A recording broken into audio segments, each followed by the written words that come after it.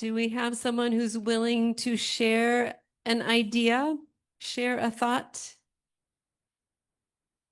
Great, thank you. Waterfall. Shh, we have someone being brave and sharing an idea. Okay.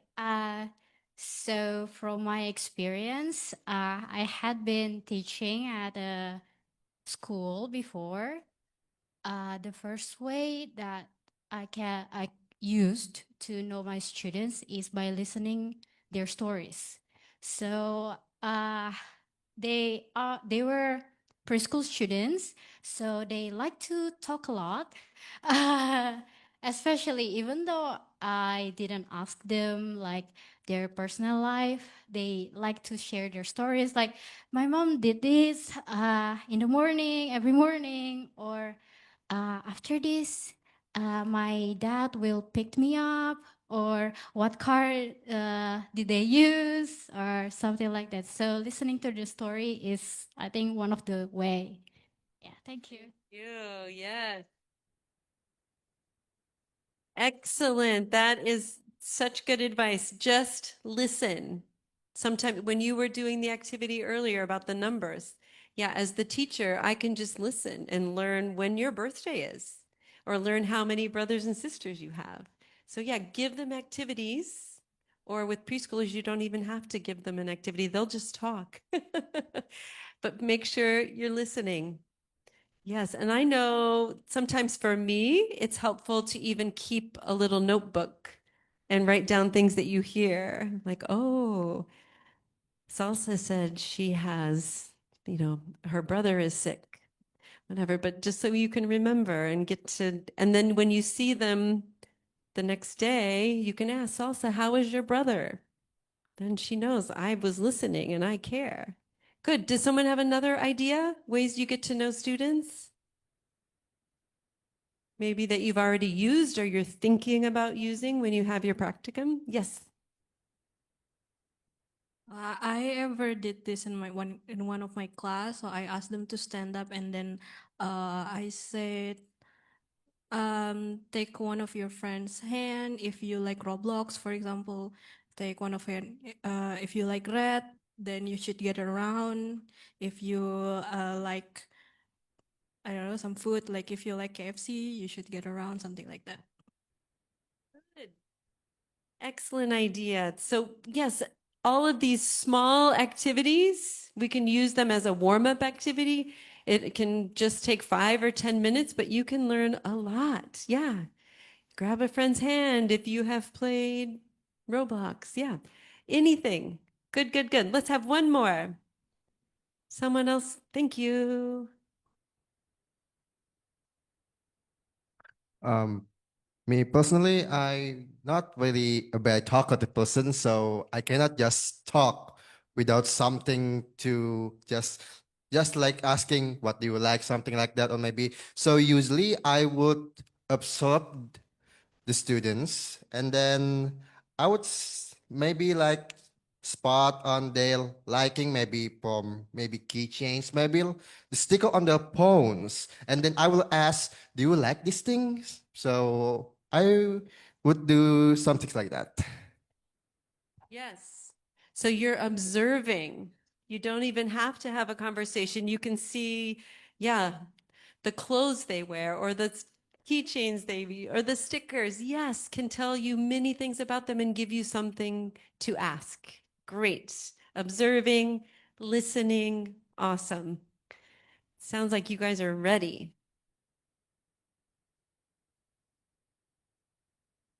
Okay, I wanted to talk just a few minutes about the structure of your class, how to make the day. Um, so one idea for lessons, and this is just standard for any lesson, I like to think about it in 3 sections: an opening activity or a warmer activity, which could be one of those activities where you get to know them better, but also start your lesson. And then we have the bulk of the lesson could be the main activity, but keeping in mind that it's good to use hands-on or do group work or give them some kind of problem that they have to solve together. And then the third part of this lesson you're closing a review so that you can see what they have learned and you're teaching them to be reflective. We don't just keep going, going, going. Like we stop and we think about, so what did you learn today? How is that going to change the way you think about X? So thinking about the class structure in those three main segments, I think can be helpful. Oh, and this is also a great acronym. You know, acronym, where each letter stands for something. This I find helpful. Why am I talking? So sometimes as the teacher, we need to ask ourselves, why am I talking? If I haven't heard the student's voice and input for the whole lesson, okay, wait, why am I talking? I need to make activities, I need to structure the lesson so that the students get a great deal of the time talking, not just the teacher. So just a helpful acronym to remember. All right, and then thinking about the way students interact. I think in general, it's good to have a variety. Like we saw in the pictures, we had one where the teacher is standing in front. That would be like a whole class activity. But I think it's also important to spend part of your lesson in small groups and maybe even working in pairs so that they have opportunities to speak. I know with English, with any language, the hardest part for many people is speaking. And so if it's only the teacher speaking and you're just listening, you're thinking, this is great, I don't ever have to speak. But if you put the students in small groups or with partners, then they have opportunities to use the language, to speak, and that's where the real learning happens. Another thing to keep in mind with if you do small groups is to make sure the students know their responsibility. So it would be helpful to assign someone, okay, you're the leader of this group. So you're going to make sure everyone's on task, or you're the note taker for this group to make sure that everyone's participating, no one's just sitting back. And rotate those roles. The same person shouldn't be the leader every day, all the time. We need to give multiple students that opportunity. Okay.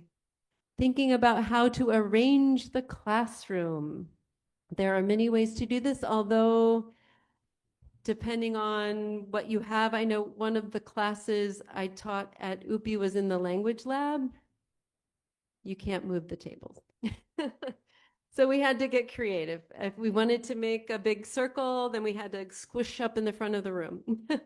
But generally, I think in your classrooms, out in schools, you should be able to move tables or desks if you need to make a different arrangement. But so thinking about, yeah, how you could arrange things so students could work in pairs or small groups, or even to make a U shape. This is one of my favorites for class discussions. If we put the chairs or tables in a U shape, then everyone's kind of on equal ground. We don't have people in the front or the people that hide in the back.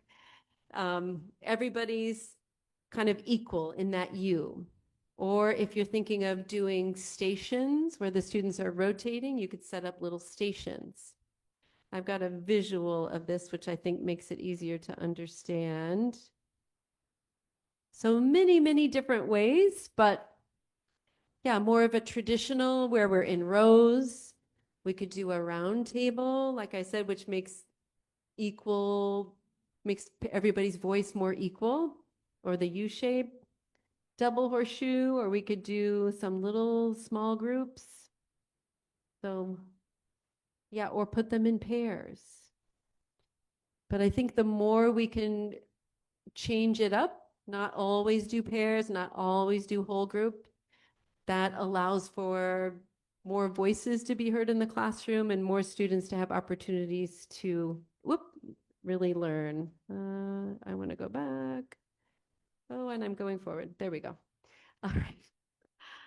We're going to focus just for a minute on different learning styles. I'm sure you have talked about this in some of your classes, but just to keep in mind when you're planning lessons, I'm more of a visual learner, so I tend to focus a lot on images and making sure students can see, but not all students learn best that way. So it's good to keep in mind that some students are auditory learners. They learn best by hearing something. Or kinesthetic, especially young learners, need to get up and move.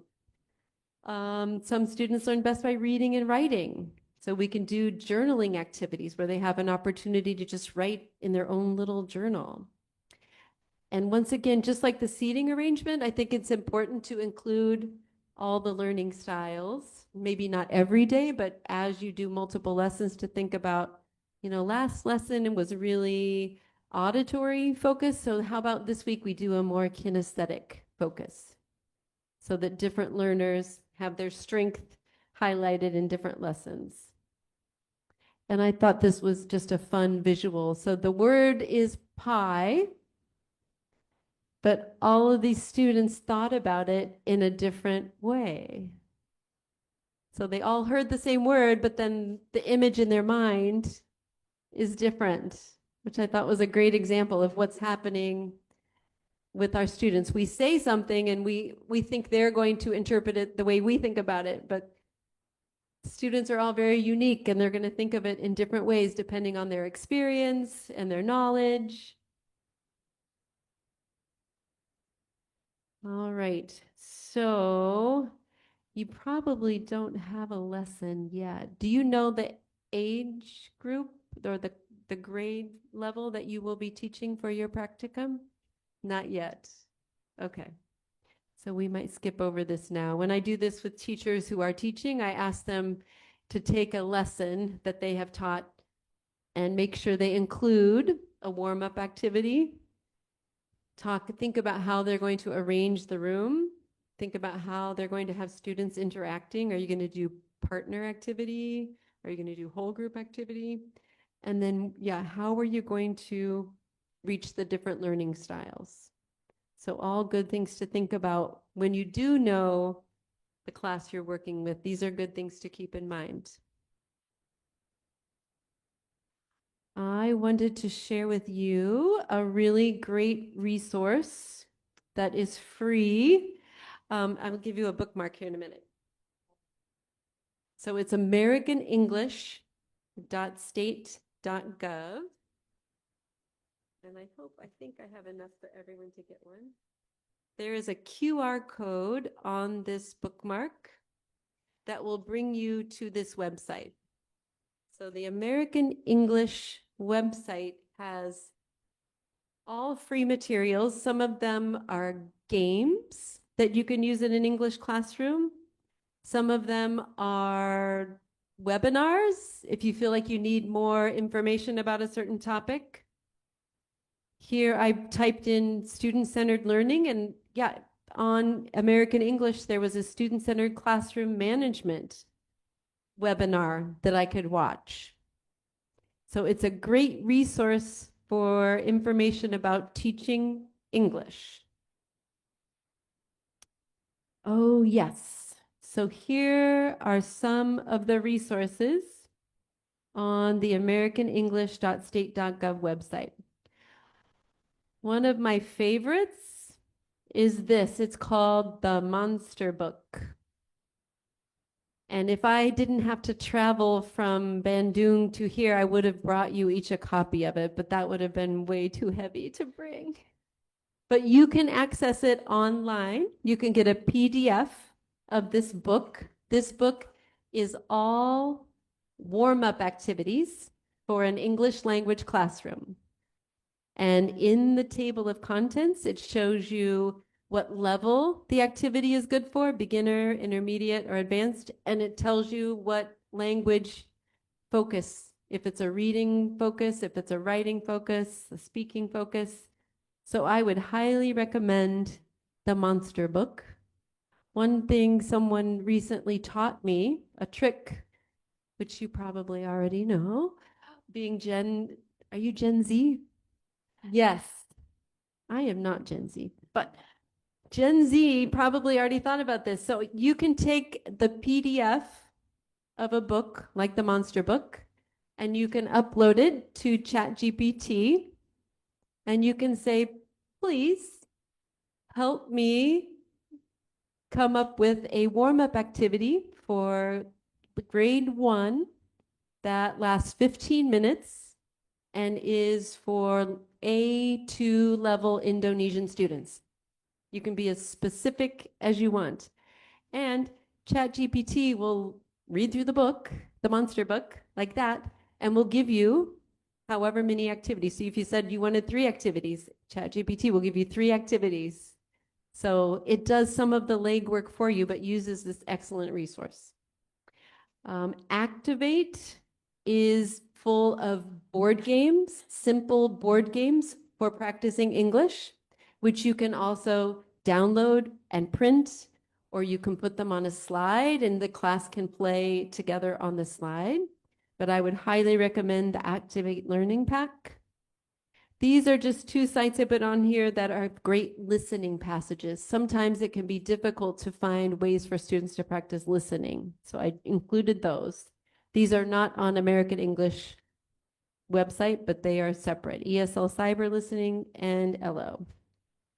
And one last thing on American English is this critical creativity in action. It's based on Bloom's taxonomy, and it has prompts for writing or thinking activities based on Bloom's taxonomy. So it has some basic prompts where they just have to recall information all the way up to where they have to elaborate on something and apply what they learned to something else.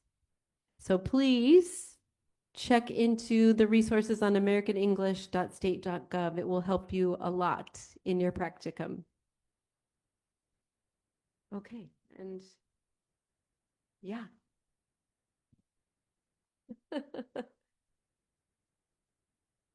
Okay, so I think I might take over a little bit for the Q&A session. But first of all, let's give a very big round of applause to Julie. I actually didn't want to stop her because, I'm kind of like absorbing all of the information. And I do believe that everyone here also gets a lot of practical hands-on information and knowledge from the workshop session. Yeah, so Bu Julie has mentioned about some ways to interact with our students, class structure, student interaction, room arrangement, different learning style, and also she has shared plenty of resources for teaching and learning. Now, I would like to invite questions from the audience. So first, I would like to invite 2 questions one from this side and one from this other side. And then if we have enough time later, I would like to invite more questions, of course. Now, I would like to give the opportunity for this side first. Raise your hand if you would like to ask a question and then introduce yourself. You can use the conference microphone on your table. And I just wanted to point out, I always tell my students, especially university students, the only bad question is a question you don't ask. See? So if you're wondering, it's a good question. Yeah, No such thing as a bad question. right. Okay, so anyone from this side, you may raise your hand. So it's going to be easy for me to to give the floor. Free. The question is free. That's what I always told my students because it's like as if I charge them for a question. What do you want me to ask? Okay, question from this side. Yeah, anyone? Volunteering somewhere. Okay. Okay, go ahead. Yeah. So my question would be about differentiate learning. Yes. In the classroom, we have various students with various learning styles and also various ability to absorb the content of our lesson on that day, right? And Yeah. how do you differentiate all of them, like the activities and also the the lesson, do we, the teachers, need to break them down into some lessons? Or, but the thing is, how do we manage to make it all in one package in a lesson in a day? That's it. That's a great question. Maybe your name first. Oh, yes. please? Oh, my name is Runai. Okay, Runai. So, Renee? Julie, go ahead. Yes, great question, Renee. Thank you for being brave and asking. So it makes me think of when I was first a teacher, and I think it's very common when you're first teaching, you want everything to be perfect, and you want to apply everything you learned in your classes, and you want to meet all the different types of, you want to do everything. And that is amazing. That means you really care and you're in the right profession if it means a lot to you. But I also want to tell you that realistically, yeah, you're never going to have that perfect lesson. So some lessons will be more effective for some learners, and that's why I'm encouraging you to change up the learning style, sometimes do more auditory, sometimes do more kinesthetic, because not every lesson is going to fully impact every student in the same way. Some students will get more out of this lesson and less out of this lesson. That doesn't mean it's a bad lesson, but I think it's important to not maybe put too much pressure on yourself to have the perfect lesson, because the perfect lesson doesn't exist. Just like the perfect teacher doesn't exist. We all make mistakes. But I also want to encourage you after each lesson to take some time to reflect. What went well? What didn't go so well? What can I do differently next time? Ask yourself that, but I would also, as much as you can, depending on the age of the students, ask the students for feedback too. What did you like about the lesson? What do you think we could do differently next time? Get the students' input as well. And yeah, don't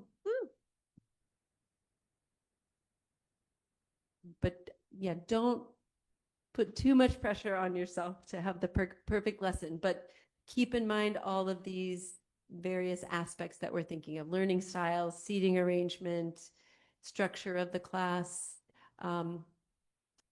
And that's not to say, I guess I will address the differentiation piece a little bit. I think we can, if we put students in small groups or partners, I'll make sure that in the small group I have a lower learner and a stronger learner so that they can kind of help each other. So I'll think about that with grouping. I'll also think about making the material accessible for even the lowest learner. There's something called the zone of proximal development, where it looks like a target. In the center is what a student already knows easily. They understand it, they can do it by themselves. And on the outside of the circle is things they can't do. They can't do it by themselves. But in between is a zone of proximal development, where if we push them just a little bit, give them something that's maybe just a little bit too hard, they can use what they know to grow and move themselves up. So if we can think about assignments in that way, it's not too easy because then they're not really learning anything. It's not too hard because then they get frustrated, but right there in between. And yeah, with differentiation, think about grouping would be the biggest thing to think about: lower students with higher students. Thanks for your question. Okay, thank you, Runai, for the question, and for Ibu Julie for the answer. Now I would like to invite a volunteer from this side, if you would like to ask. Okay, we have one. Go ahead. All right, first of all, my name is Muhammad Dimasaitia, and I want to ask you about, as an FL teaching, as in, like, in Indonesia, we are trained to be an EFL teachers, teaching English as a foreign language. Now, usually we are more focused on skills, maybe like speaking and this, it's grammar. But one of the concern that is mostly consists in this country is the literacy problem. So, as an EFL teacher, uh, you said about different style of teaching, different style of learning by student, like they're learning by visually, learning auditory. I can see that how that we want to teach grammar like tenses and also about grammar, right? But I wonder what us EFL teachers should do when we want to encourage literacy learning in our EFL classroom. That is my question. Okay. And I want to make sure I understand. So are you saying literacy instruction for students that cannot read? Or encouraging them to read in English? They know how to read in Bahasa Indonesia? Yes, they know what to Indonesia. Yes. Okay, great. So research shows that you only need to learn to read once in your life in any language. And then you are able to transfer that skill to other languages.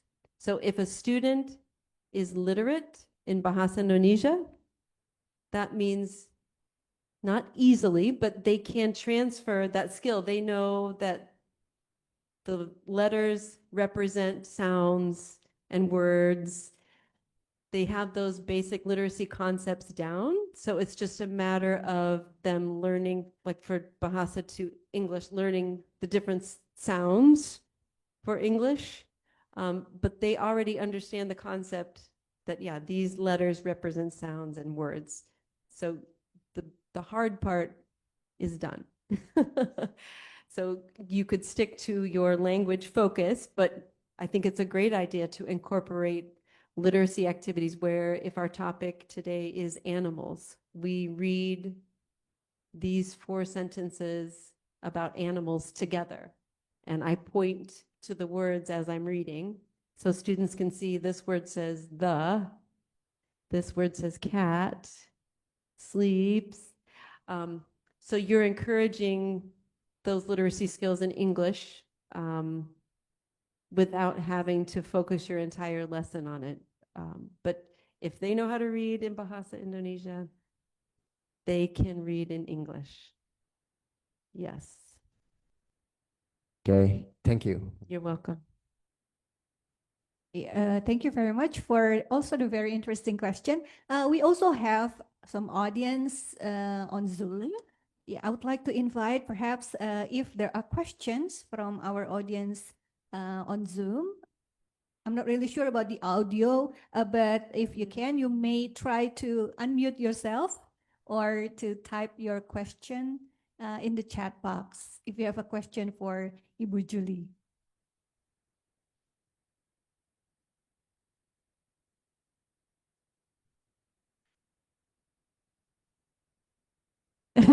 No question from the Zoom audience. Okay, then I think if it is okay with Bu Julie, can we open more questions? Maybe a couple more questions. That'd be Yeah. Now I won't point which side, so I would like to invite another question from the audience, maybe from the lecturers here. We also have 2 of our esteemed lecturers great. Yeah, behind there, Pak Bibit and Pak Venture. nice to meet you. Okay, anyone? Ibu Julie is still here.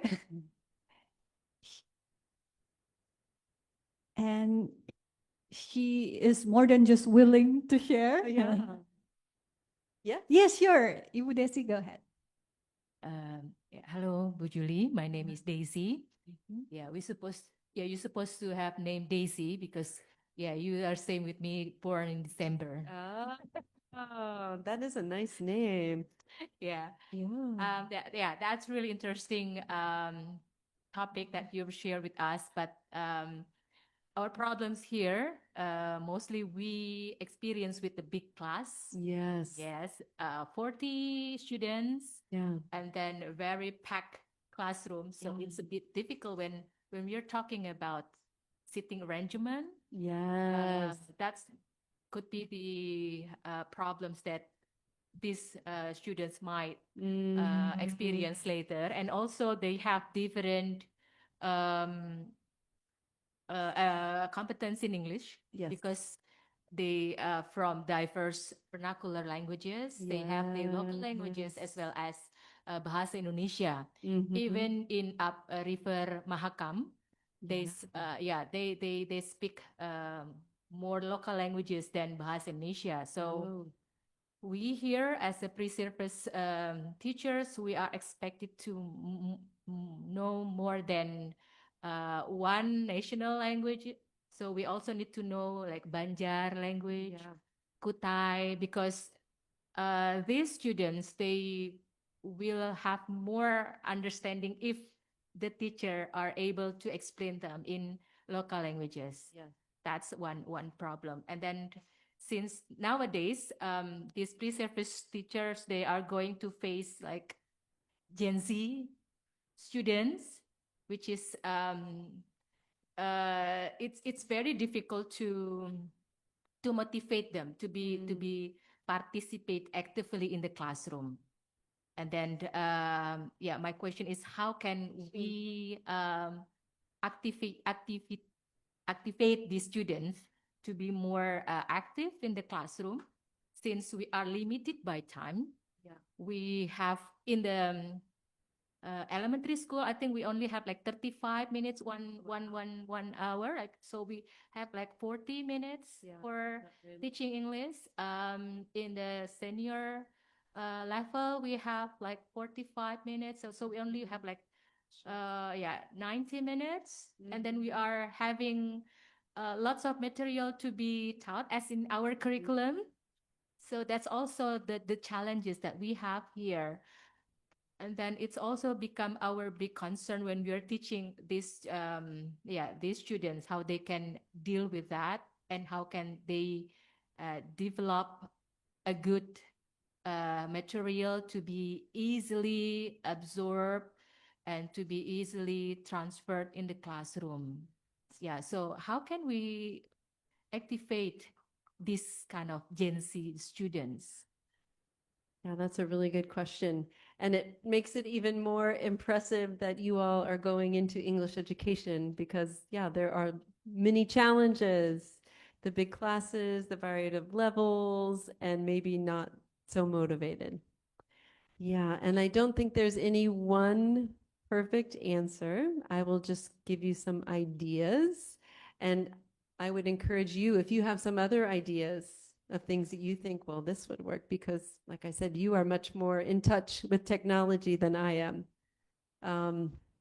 Yeah, I would definitely think, well, and it's going to take, I think one thing students should be aware of is when you make your lesson plans, it's going to take time to really think through how will I group the students and what will I do if a student is not talking. And so there's a lot to think about as you're creating your lesson.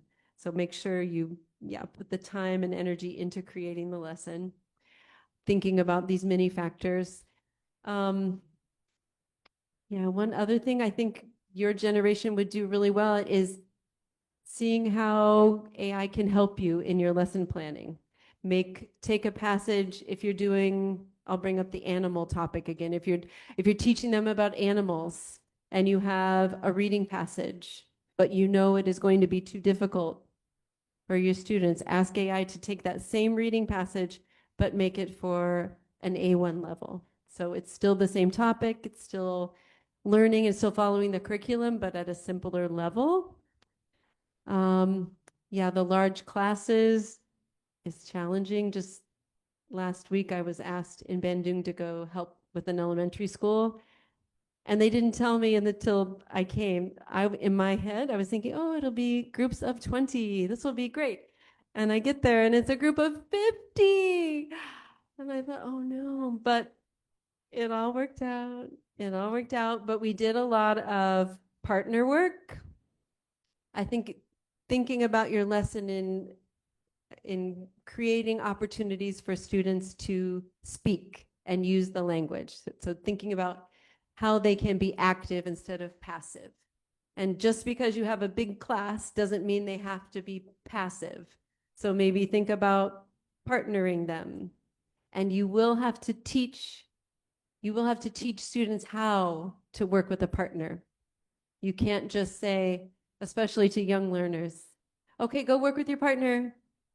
Well, they'll want to play with their toy, or they'll want to talk in Bahasa Indonesia. So you have to very slowly and explicitly explain how to work with a partner with them, or how to work in a small group. It doesn't just come naturally. Yeah. Thank you. Yeah, there's no perfect answer. You guys are working with a very challenging situation, but no, I think one of the great things about being young and innovative is you can think outside the box. Well, how else could I handle this situation? What would be another way if the lesson goes really poorly? Take it as an opportunity to learn. How can I do it differently next time? Ibu Julie, thank you for the answer. We have one final question from the audience on Zoom. Oh, great. Yeah, I would like Bu Anna to help us read the Okay, I'm gonna question. read the question from the Zoom. This is the question from Devi Nurdina. I would like to ask, which group pattern is the most effective for language learning and why? Thank you. Good question.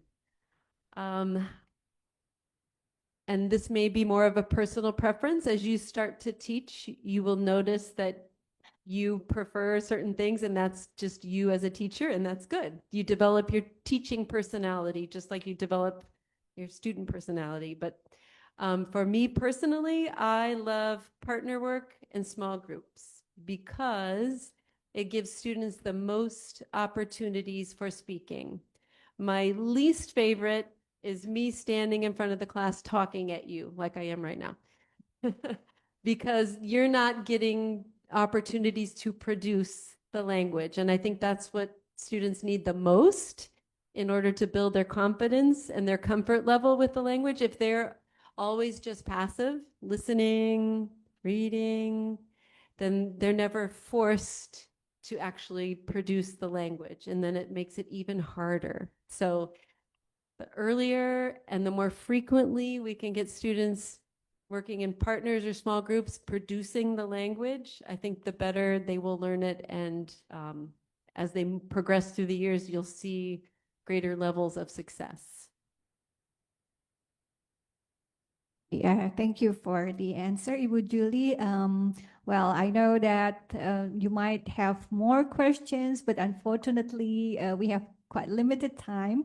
But from the Q&A sessions, we have heard a lot of practical questions with also practical answers from Ibu Julie, hands-on experience that might be useful for our students and also for the in-service teachers as well, and for us, the lecturers. I basically did not, or I haven't really taught skill-related courses any longer. Mine was more like research classes, but of course, I still enjoy seeing all the warm-up activities because, well, my classes are boring. So I need to think about ways to make it a bit more interesting. So I have also learned a lot from the activities. And again, on behalf of our study program, I would like to thank Ibu Julie. Please give her another big round of applause for coming here and to share with us amidst your very hectic schedule. Yeah, and we do hope that we will have another opportunity to meet up with you, and maybe just one. Oh yeah, there. Yes. Yeah, is it okay for them to? So connect yes, you? I was going to say, if you took some photos today and you are someone who's on Instagram, if you wanted to tag Relo Archipelago, that's like my boss, so they can see that I was doing my job. And then if you are starting to think about LinkedIn and putting a professional portfolio out there or profile, if you want to connect on LinkedIn, I'd be happy to connect with you on that platform. So that's my LinkedIn tag. Yes. All right, great, perfect. So make sure that you have you have perhaps screenshot all those things. We might, if Bu Julie doesn't mind, we will share again with you as well. So that wraps up the main session. Thank you very much for listening, and I would give the floor back to our MC.